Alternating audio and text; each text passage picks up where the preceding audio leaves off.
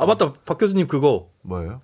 여행 MBC에서 하시는 거 있죠. 아, 이게 뭐예요? 왜 이제 여행이 아니라 뭐지? 이번에 새로 MBC 들어가신 거 건축. 건축이 뭐예요? 아 MBC에서 이유 있는 건축이라고 TV 새로 시작하는데 저도 껴줘가지고 같이 해봤어요.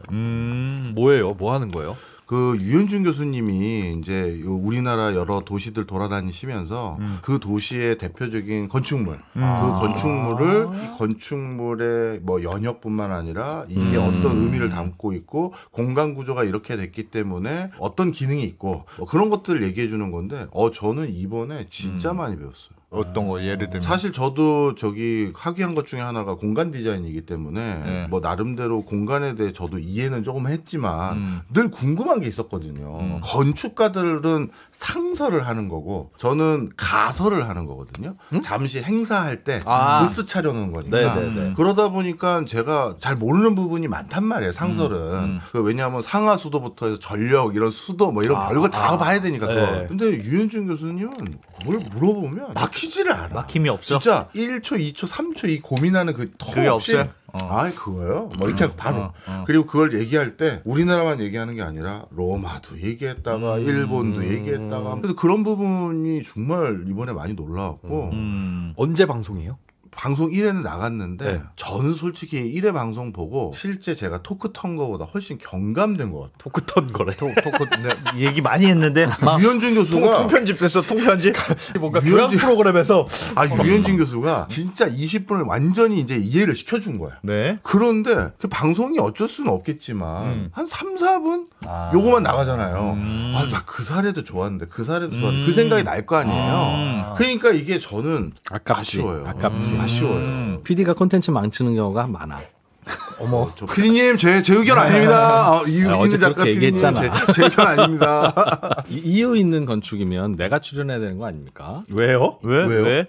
건축에 뭐 좀 자신 있습니까? 아니 이유 있는 건축. 아 이진우와 유는 유재석? 유현준이래잖아요.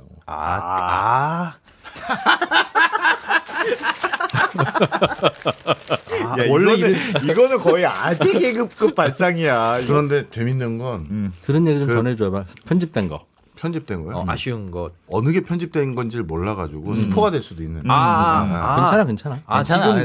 괜찮아요? 그럼요. 괜찮아요. 왜 누구 판단으로 괜찮다고 하시는 거죠? 제가 진짜 궁금했던 게 있어요. 그러니까 스토리가 아니잖아요. 아기다 이거 클립으로. 그럼. 왜냐하면 그래도 우리나라 대가 중에 한 분이시니까 건축가들에게 늘 묻고 싶었다. 뭐냐. 근데 저희가 파주 편을 찍을 때 그 박물관에서 했는데 그건 포르투갈 건축가가 이제 건축한 건데 조명을 없앴어요. 건물 안에. 조명을 없앴다고? 네, 자연광으로만 조명이 되도록 설계를 한 거예요. 밤되면 자라요 그거예요? 그래서 실제 그 박물관은 동절기 하절기에 개방 시간이 달라요. 햇볕이 있어야 되니까. 그렇죠. 그리고 비 오는 날은 일찍 문 닫기도 해. 컴컴해. 네. 그런데 그 뭐 나름의 의도가 있겠죠. 또 그것뿐만 아니라 우리가 모르는 건축가들이 그 구성했던 독특한 어떤 이유들이 있을 거 아니에요. 소재를 이렇게 하고 뭐 어디 벽을 어떻게 놓고. 근데 그건 우리 일반인들이 모르는 영역의 어떤 그런 이유들도 있을 수 있잖아요. 그러면 그걸 우리가 인지도 못하는데 그게 무슨 의미가 있냐. 일반인이 딱 보자마자 직관적으로 이건 건축가 선생님께서 이런 목적으로 이렇게 구성을 했구만. 그래서 우리 집 화장실과 거실과의 관계가 이런 거네. 우리가 직관적으로 끄집어낼 수 있어야 그게 뭔가 의미를 알 수 있는 거지. 혼자 아는 그런 것들을 위해서 돈을 왜 쓰냐. 그걸 물어봤어요. 그랬더니 대답이 그냥 씩 웃으셨어요. 너만 모르지. 아니죠. 제가 보기에는 본인들의 예술적 영역도 있다라고 생각이 들더라고. 모든 걸 편의성이라든가 일반인의 눈높이에 맞출 수 없다는 느낌으로 전 받아들였어요. 그럼 당연히. 내가 진짜 뭘 아시는 거지. 내가 만든 거니까. 구현하고 싶은 컨셉이 있죠. 근데 그게 때로는 일반인들에게 되게 불편하거든요. 그것 건축 업계에서는 굉장히 항상 있는 거예요. 건축이란 건축가의 이상을 실현하는 수단이냐 아니면 건축주의 수요에 부응하는 방식이어야 하느냐. 그래서 건축주가 좀 어리숙하다 싶으면 건축비와 무관하게 자기가 하고 싶은 공간을 그냥 본인이 꾸며버리는 그런 건축가들도 있고. 그래서 그것도 여쭤봤어요. 공간 디자인하는 쪽에서는 알값 잡는다고 하거든요. 둥글게 잡는 그 라운드. 부스를 설치하던 이 책상을 만들던 뭘 하던 각을 잡으면 싸.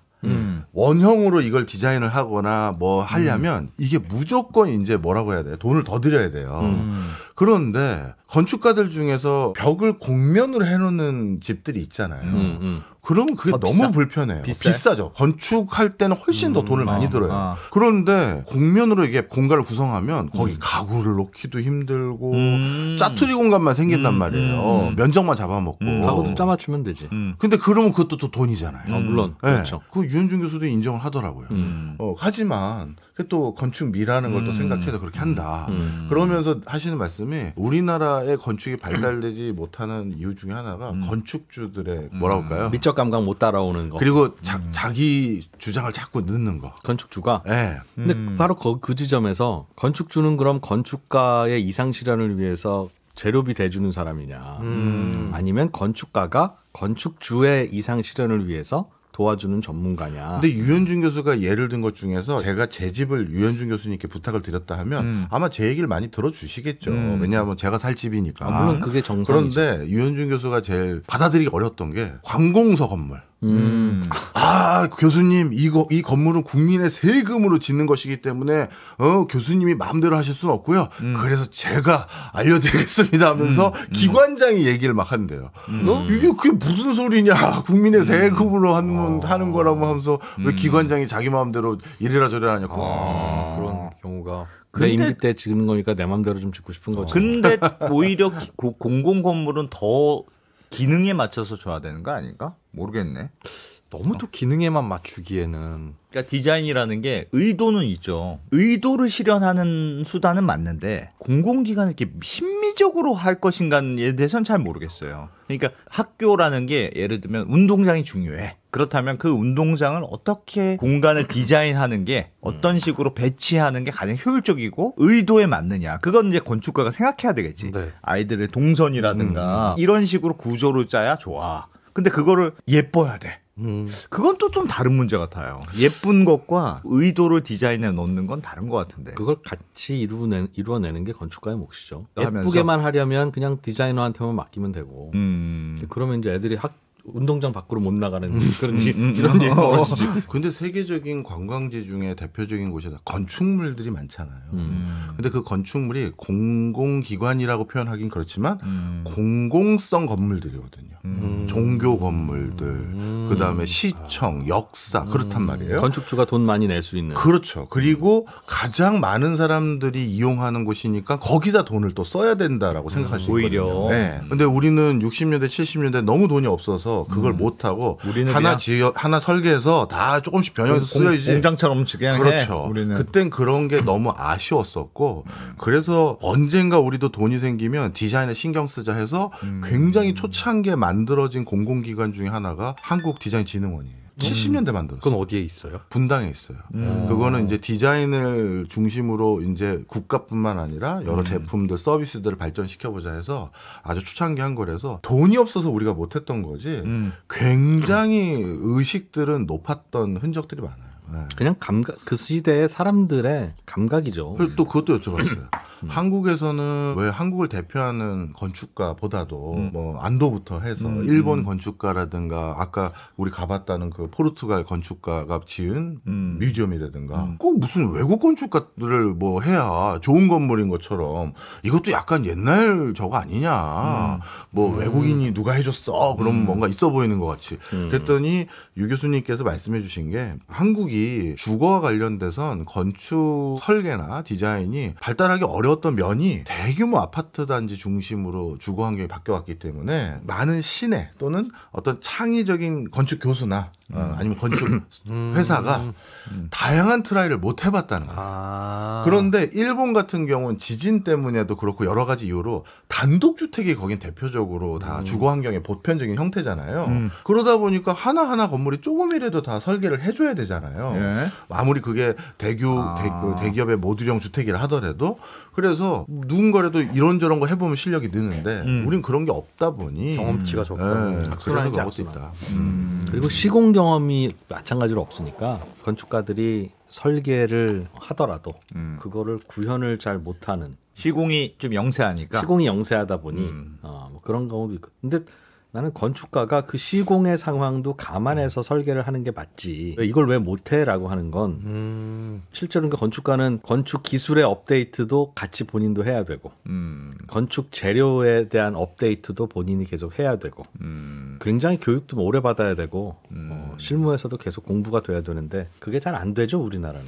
우리나라는 워낙 아파트 중심이라 진짜 더 약하긴 약하겠다. 그리고 저는 단독주택에 살아봤거든요. 아버님하고 같이 살았을 때. 근데 그때 경험을 보면 아파트가 단일 면적당 조성 단가가 훨씬 싸요. 옆집과 벽을 공유하잖아. 그것도 그렇고. 그러니까 맨날 층간소음 나오는 거잖아. 그리고 자재 사올 때 대량으로 사오니까 싸게 사올 거고. 그래서 제일 싸게 짓는 거지 뭐. 그럼요. 제일 싸게 짓는 외단열을 안 하잖아요. 그냥 짓다가 말고 칠해버리는 거거든 사실은.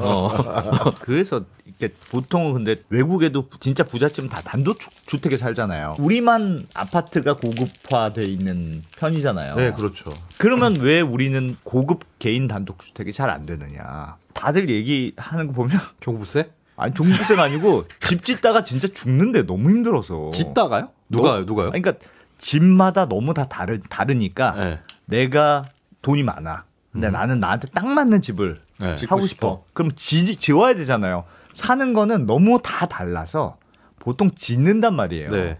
근데 한번 지으면 다시는 그런 짓 하지 마라. 그 과정을 10년 늙는다고? 그렇게 얘기하는 분들이 너무 많아서 그러니까 얘기한 대로 시공의 그 영세함, 네. 뭐 등등등 뭐 하여튼 힘들다는 거야. 저는 그래서 약간 그 중간 단계인 모듈형 주택 이런 게 좀 활발해졌으면 좋겠더라고. 모듈형 주택은 정말 그냥 그 모듈의 결합이니까 그게 아파트인 거예요. 아파트죠. 아파트인데 최소한 모듈형 주택은 어차피 표준화되어 있으니까 불만은 적을 거냐. 그 아파트의 문제는 주택의 문제라기보다는 같이 모여 산다는 스트레스가 있는 것 같아요. 같이 모여 살면 저는 100% 이번에 전기차도 봐봐. 전기차 그래, 사실 맞아요. 불안하다는 건 인정. 그런데 전기차 지하 주차장에 내려오지도 않고 내가 전기차를 가지고 있는 사람 입장에서는 미쳐버릴 노릇이야. 근데 네, 그게 싫어서 내가 없는 사람은 불안할 수는 있잖아요. 당연히. 그러니까 서로 다른 사람들이 모여 살다 보니까 그런 충돌이 일어나는 거예요. 그러니까 모여 산다는 것 자체가 엄청 스트레스풀한 거예요. 그러니 아파트 같은 단독 주택을 지어라. 그게 모듈형 주택인데 어디에 그린벨트 경복궁 몰라. 땅이 좀 부족하기도 하죠. 우리는 땅이 좀 부족하기도 하고 땅이 있어도 효율적으로 쓰지를 못하는 건데 어딜 쫙 먼 데로 간다면 인프라도 문제잖아요. 저는 하여튼 나중에 그런 거 한번 해보고 싶긴 하더라고요. 그러니까 집을 지을 자신은 진짜 없는데 네네네. 그건 너무 힘들 것 같아요. 너무 공부도 많이 해야 될 것 같고. 근데 모듈형은 착 쌓기만 하면 되잖아. 이게 집만 짓는 게 아니라 집을 지으려면 일단 그 하수 분뇨 처리할 수 있는 그런 시설들, 전기, 도시가스 뭐 이런 것도 생각을 해야 되면 어디 진짜 먼 시골에는 못 짓잖아요. 그렇죠. 네, 그러면 이제 가까이 와야 되는데 가까이 오면 올수록 비싸고 땅이 없으니까. 땅은 없고. 그건 뭐 본인이 감당해야 되는 그리고 문제지. 그게 잘 안 되는 게 주택 가격이 안 오르잖아요. 그러니까 그런 짓을 하지 말라고 하는 거예요. 왜냐하면 아파트는 황금성이 좋잖아요. 그쵸. 다 규격화돼 있으니까 무슨 레미안 뭐 반포야. 그럼 그냥 보지도 않고 사도 돼요, 사실은. 그냥 레미안 반포 어떻게 생겼는지 대충 아는 거지. 들어보면 레미안이면 뭔지 알겠고. 레미안 뭔지 알고 안 가봐도 돼. 레미안 반포 몇 평 그래 얼마지. 나 이렇게 되는 꼬리까지 다 알아. 그러니까 얼마나 황금성이 좋아요. 잘 되고. 결국 그거는 그걸 감수하면서 황금성이 좋다, 투자 가치가 있다라는 걸 인정하는 대신 감수해야 될 건 같이 산다는 그 충돌의 그런 거죠. 그래서 다들 아파트로 하는 건데 진짜로 삶의 만족도로 생각하면 나는 잘 모르겠어. 제가 이사 간 집도 처음에 이사 가게 된 이유가 1층인데도 이렇게 뒤에 창문을 이렇게 열면은 나무가 이렇게 되게 많았어요. 그게 되게 좋았어. 이렇게 1층인데 뒤에 나무들이 쫙 있어서 이 집이 좋다. 마음에 든다. 그거 갔는데 가자마자 한 달 만에 나무를 뒤에 싹 다 잘라버린 거야. 닭발로. 왜요? 그러니까 관리한다고? 관리사무소에서 닭발로 만들어봤어요. 그래서 내가 나가서 진짜 저도 그런 거 웬만하면 하는데 막 항의했어. 도대체 왜 이걸 자르냐 멀쩡한 나무를. 그랬더니 이유가 뭐냐면 들어보니까 나무가 되게 무성하게 있거든. 네. 3층에 있는 사람들이 나무 때문에 한강이 원래 보였는데 한강이 안 보이기 시작했다는 거야. 그래서 너 이거 한강이 보이는 거하고 안 보이는 거하고 집값 차이가 얼마나 나오는지 아냐. 3층, 4층에 있는 사람이 집중적으로 항의를 했고 그 아파트 관리 그 무슨 모임 있잖아요. 네. 무슨 그 입주자 뭐 모임에서 그 3층, 4층 애들이 딱 그 집주인들이 뭐라고 해서 결국은 그게 관철돼서 자르기로 했다는 거예요. 그래서 완전 닭발로 만들어버렸어. 물론 지금 뭐 조금 지나가지고 조금 자라긴 했는데 그거 제가 진짜 했을 때 진짜 짱나더라고. 나무가 좋아서 이 집으로 이사 왔는데 내가 어떻게 할 수 있는 방법이 없잖아요. 새로 이사 와서 뭐 거기서 들어놓을 거야 어떻게 할 거야. 그러니까 공동으로 있을 때 그런 일들이 막 생겨요. 그러니까 편안한 안식처야 이런 느낌이 안 들고 공동으로 하다 보니까 누군가 막 뭐 주차장이 뭐 해요. 그리고 우리 아파트는 뭐 이렇게 막 갑자기 뭐가 정책이 막 바뀌어. 그럼 막 너무 불편해. 그랬다가 막 민원이 다시 오면 또 이렇게 했다가 그 목소리 큰 사람들이 있는 경우에 아파트의 경우에는 되게 힘들어요. 진짜 같이 살기가. 그러니까 그런 거 겪으면 지금이야 전세니까 뭐 이따가 나중에 이사 가야지 뭐 이렇게 생각하면 돼. 내가 집주인이랑 똑같이 생각할 것 같아. 그렇죠. 안 그러면 내 의사를 하는 관찰하면 싸워야 되는데 그러게. 어떻게 싸웁니까? 3층 4층 사람하고는 그렇게 싸워야 되는데 나는 한강뷰가 아니라 나무뷰 때문에 왔다. 공동생활의 불편함. 공동생활의 불편함. 어쩔 수 없이 오늘. 공동생활의 불편함이 저는 왠지 말레이시아 가셔서 사실 것 같은데. 너무 우리가 강가되는 게 아니라 저는 하여튼 그런 생각이 있어. 그러니까 아파트가 고급화되는 건 맞는데 그게 국토를 효율적으로 이용하는 거잖아요. 서울에 그럼 아파트 아니면 대안이 없는 것도 맞는데 그래서 이왕이면 더 좋은 아파트로 많이 해서 하는 그건 맞는데 진짜 본질적으로 아파트라는 게 좋은 주거 환경인가에 대해서는 퀘스천이 있습니다. 각자 취향이죠 뭐 그거야. 그게 취향인가? 나도 좀 이상하긴 해요. 원래 부유해질수록 그 독자적인 공간을 원하고 뭐 그러는 게 보통인데 우리나라는 좀 안 그렇잖아요. 안 그렇죠. 근데 그 나무는 본인도 적극적으로 항의해서 그러면 3층에 뭐 가렸다는 그 부분까지만 잘라라. 2층까지만. 위에만 자르듯이 해야 되는데 위에만 자르는 게 아니고 머리가 길어서 눈을 찌르면 눈 위만 자르면 되지 왜 삭발을 하냐. 그렇게 강력하게 했어야 되는데 그거는 되게 이제 나중에 보면 어딘가에 TV에 나올 것 같다. 뭐 이상한 이야기 와이나 뭐 이런데 보면 이 동네 나무는 하나같이 딱 2층에 맞춰가지고 라인이 이렇게 쫙 되어 있는데 이거 선생님 왜 이런 건가요? 그러면 예전에 3, 4층의 입주민과 1, 2층의 입주민이 싸워서.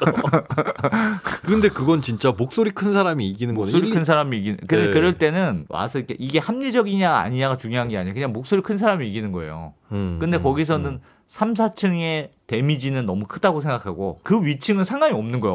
그 위층 쭉 위층은 어차피 나무랑 상관없어. 그들에게 설득하는 거지 목소리 큰 사람이. 딱 당신네들도 한강뷰 보지 않냐? 얼마나 좋냐? 우리도 한강뷰였는데 나무가 이렇게 자랐다. 너네 곧 5층까지 갈 거리고 그대로 두면. 그래서 거기에 피해를 본다고 생각하면 1층 주민인데 1층은 저처럼 나무가 좋다고 생각하는 사람과 상관없다는 사람으로 나뉘는 거야. 그러니까 1층이? 너무 소수인 거예요. 그렇지.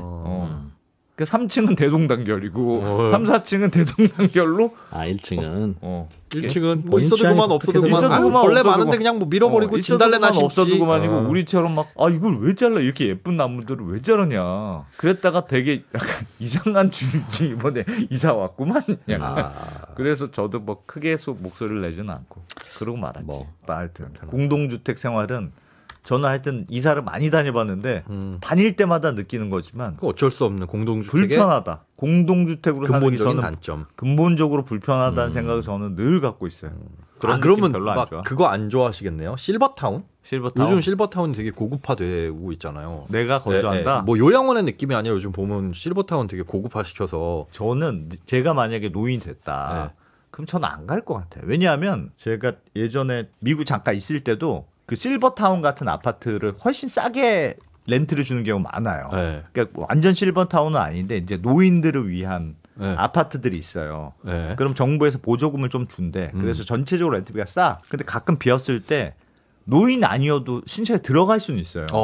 그래서 되게 싸더라고 상대적으로. 그리고 오 이렇게 싸? 그리고 갔는데 진짜 노인들만 있잖아. 네. 그 별로 안 좋더라고. 근데 그게 나랑 차이가 있어서 그렇지 않을까요? 지금 생각에 아니 그래도 왜냐하면 네. 노인들만 모이잖아요. 그러면 더 늙어요. 더 늙고 네. 노인 실버타운은요 계속 계시다가 돌아가시는 분이 있으면 방에 하나씩 빠져. 계속 그런 일이 생겨. 왜냐하면 나이 드신 분들만 모여 있으니까 맞아요. 이렇게 쭉 지내다가 요분 한 분 돌아가시고 요 집 빠지고 또 이분 빠지고 계속 돌아가면서 그게 내가 늙었다는 게 딱 느껴져. 이렇게 차라리 여러 세대가 같이 있어서 물론 효율적이죠. 효율적이고 의료 서비스도 받고 네. 뭐 그런 효율성은 인정. 그러니까 매우 편리함은 있고 기능적으로 훌륭하다. 그거는 인정할 것 같은데 심리적으로 저는 그게 좋을지 모르겠어요. 저는 그냥 차라리 그냥 있는 집에서 이렇게 하는 게 그렇지 않을까? 모르겠네. 그게 제일 좋죠. 자기 집에서 자기가 생활하다가 자기 집에서 자기가 마무리하는 게 생활하는 제일 게 좋은데 베스트긴 하죠. 마지막 몇 년은 자기가 자기 집에서 혼자 생활을 못하고 그렇다고 자기만을 위한 관리사 도우미가 붙을 수는 없고 없으니까. 그러니까 단체 생활하러 가는 거지. 그게 뭐 좋아서 가는 분이 어디 있어요. 저는 그냥 실버타운이 그렇게 지금 생각하시는 진짜 말년애가 아니라 들어갈 수 있는 나이가 됐을 때 60세 정도가 됐을 때 60세면 이제 들어갈 수 있잖아요. 들어가면 그냥 바로 부부가 들어가든 내가 들어가든 들어간다. 네네네. 또 친구들도 있고 뭐 그래서 괜찮을 수도 있을라나 모르겠네. 모르겠어. 경험 안 해봤는데. 비슷한 또래가 있어서 같이 뭐 놀고 뭐. 우리 실버타운 생각하면 지금 생각하시는 게 되게 나이 든 분 많고 뭐 누구 편찮으시고 누구 돌아가시고 이거 생각하는데 그냥 노인 복지주택의 개념으로 노인이라는 말이 붙어서 그런가? 그냥 60세 이후에 좀 편안하게 가사 노동이나 이런 거에서 좀 해방돼서 대신 돈을 많이 내야 되잖아요. 뭐 그거야 마찬가지지 뭐 그러니까. 네. 뭐 어디 보니까 무슨 뭐 한 달 관리비가 1,000만 원 뭐 이런 것도 있더만. 실버타운 전체 관리비가? 아니요.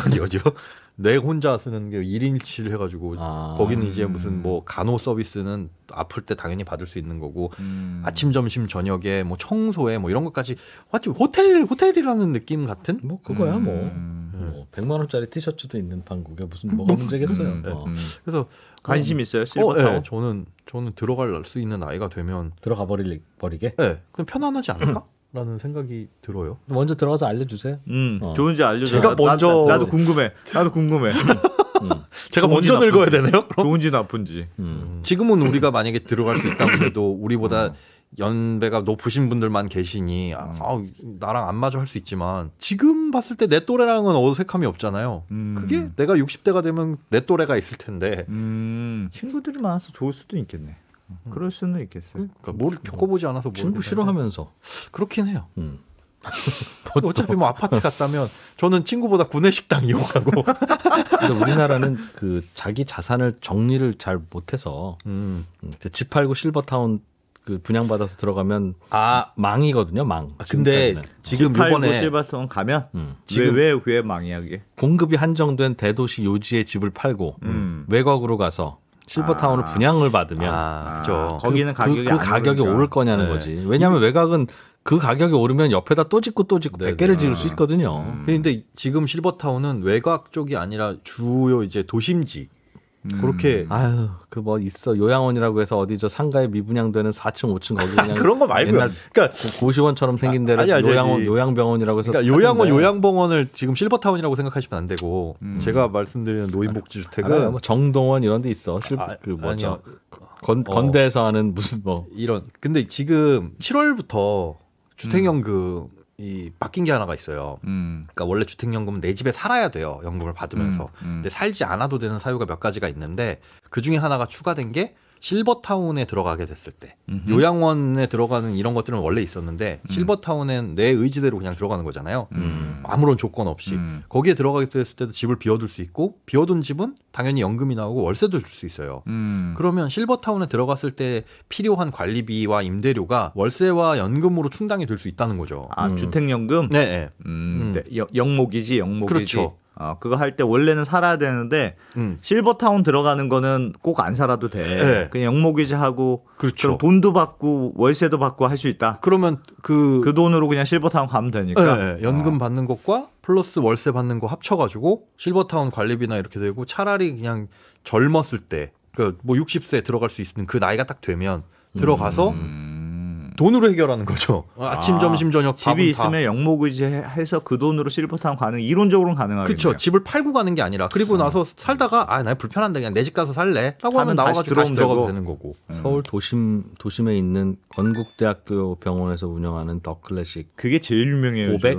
그 500이요? 저 건대에서 하는 게 한 달에 500이 아니고 한 달에 500쯤 들어. 보증금이 9억 원, 네. 월 이용료 167만 원, 와. 공동관리비 227만 원, 55평 세대 관리비 평균 30만 원. 여긴 진짜 럭셔리네요. 여기에 럭셔리예요. 밥 한 끼에 15,000원씩 20씩은 의무로 먹어야 되는 거니까. 아니 저 아는 500만 원. 분이 삼성 임원하다가 나와서 저기 들어간 분이 있는데 진짜 좋다고 그러더라고. 있네 이런 게 되게 지금은 좋대. 이렇게 유명한 한두 군데만 있지만 좀 보편화되지 않을까요? 한 10년, 15년만 지나도? 근데 저는 그냥 근데 지금 이 가격이 네. 이 가격이 크게 관리비 바뀌지 운영비 하고 나면 이게 만약에 떼돈을 벌고 있으면 네. 여기저기 우후죽순 많이 생기겠죠.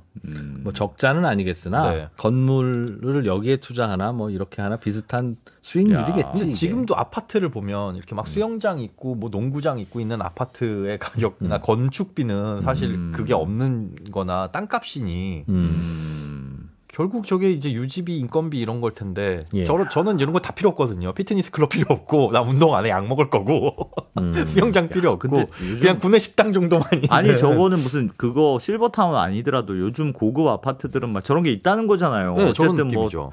골프 연습장이 있고 뭐 수영장이 있고 뭐 식당이 있고 다 있다는 거잖아. 근데 비싸니까. 근데 이것도 너무 비싼 거고. 요거 말고 한 200, 250짜리는 살아본 적이 없어가지고 모르겠는데 아. 하여튼 한 번 가면은 네. 이혼각이래 거의. 그 부부가 같이 가면 이혼각? 너무 너무 좋았어. 아, 우리 집이랑 비교돼서 너무 좋아서 함부로 보는 거 아니다. 그런 얘기가 나올 나의 정도. 삶에 대한 자괴감이 생기고. 자괴감이 생긴대 자괴감이. 그걸 한번 보면 눈 돌아간다는 거야. 아. 그 요즘 그 부동산 뛰는 게 다 이런 것 때문에 이게 결정적이에요 이게. 아니 뭐 여기는 정 그렇게 살고 싶으면 여기에 전세 들어가면 되잖아요. 새 아파트. 근데 자꾸 그런 좋은 아파트들이 자꾸 지어져서 여유 있는 분들은 자꾸 그쪽으로 이사도 가시고 해야 그분들이 살던 집에 그보다 조금 덜 여유 있는 분들이 들어가서 업그레이드해서 살지. 부자든 가난한 사람들이든 다 그냥 살던 데서 살아 무슨 농구장이야. 그러고 있으면 업그레이드가 안 되지 다. 전 국민이 업그레이드가 안 되는 거지. 뭘 보고 계신 거예요, 근데? 휴대폰이 배터리가 나가서 충전을 카카오톡 충전기 있어요. 카카오톡에 충전. 콘센트가 없어요. 이 콘센트 저기 있어요. MBC 전기 좀 쓰겠습니다. 감사합니다. 김현우는 정말 진짜 잘해. 같이 살고 싶다니까. 어디 실버타운 어디로 갈 건데? 어디로 갈 건데? 같이 갑시다. 잘해. 나 김현우님이 옆에 있으면 얼마나 편할까. 그래. 세상에 샤워하고 나오면 이것도 다 긁어줄 한다면서. 거고. 어우.